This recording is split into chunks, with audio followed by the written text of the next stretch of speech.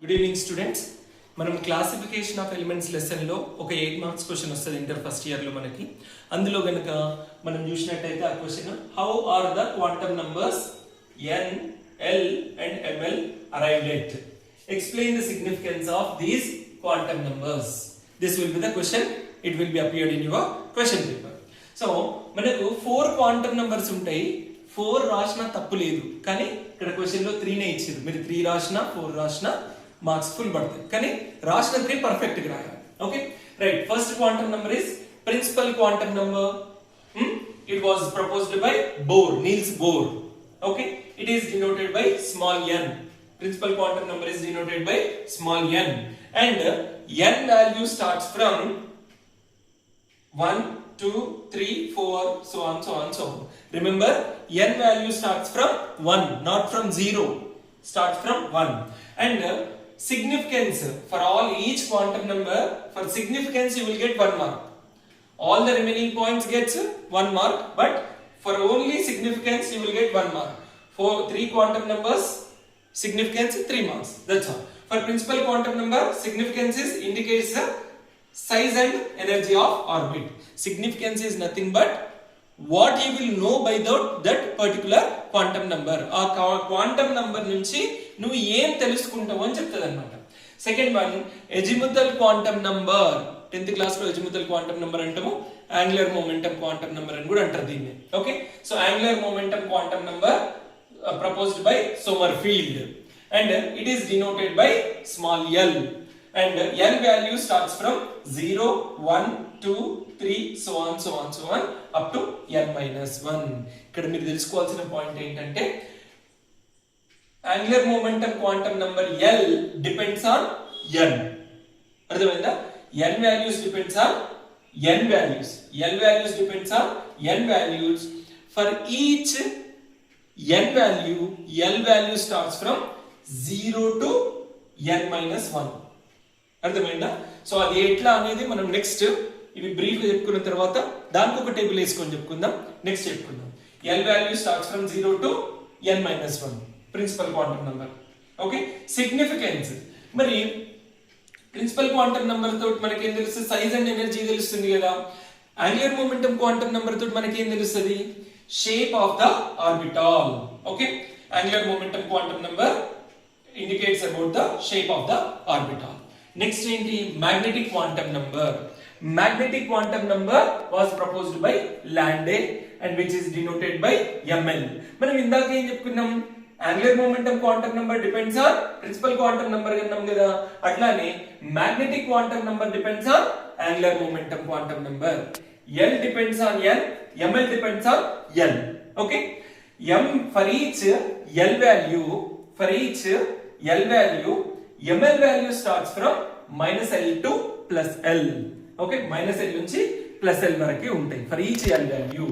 దీని సిగ్నిఫికెన్స్ ఏంటి?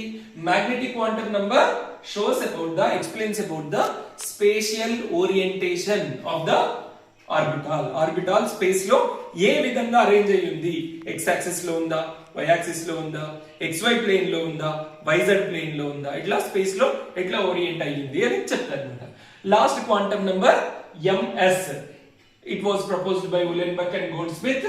It is denoted by ms, and ms values spin quantum numbers కి 2 వాల్యూస్ ఉంటాయి, +12 అండ్ -12. ఎలక్ట్రాన్ క్లాక్ వైజ్ తిరిగితే యాంటీ క్లాక్ వైజ్ తిరిగితే, క్లాక్ వైజ్ తిరిగితే ఒక spin quantum number, anti clock wise తిరిగితే ఇంకో స్పిన్ క్వాంటమ్ నెంబర్. అట్లా according to its spin 2 quantum numbers లో ఏదో ఒకటి అలాట్ అవుతుంది. Right.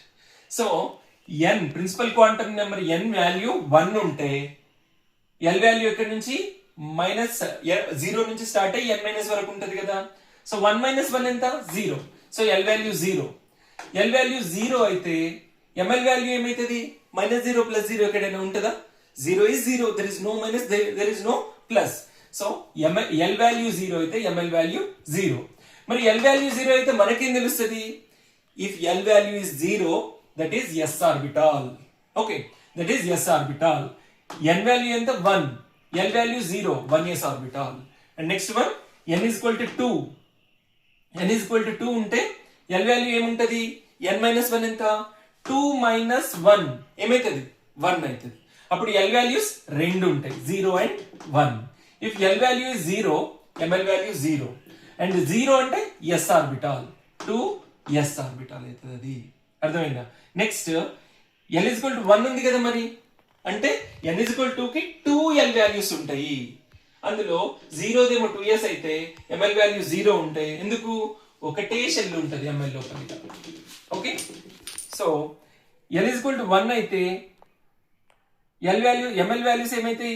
Minus L to plus L, minus 1 0 plus 1.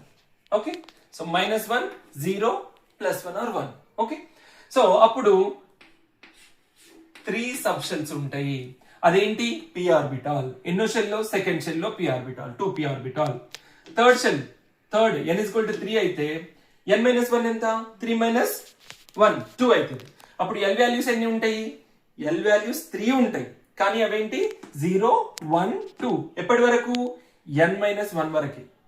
Okay, అప్పుడు ఎల్ వాల్యూ 0 అయితే ML value 0, that is 3s orbital.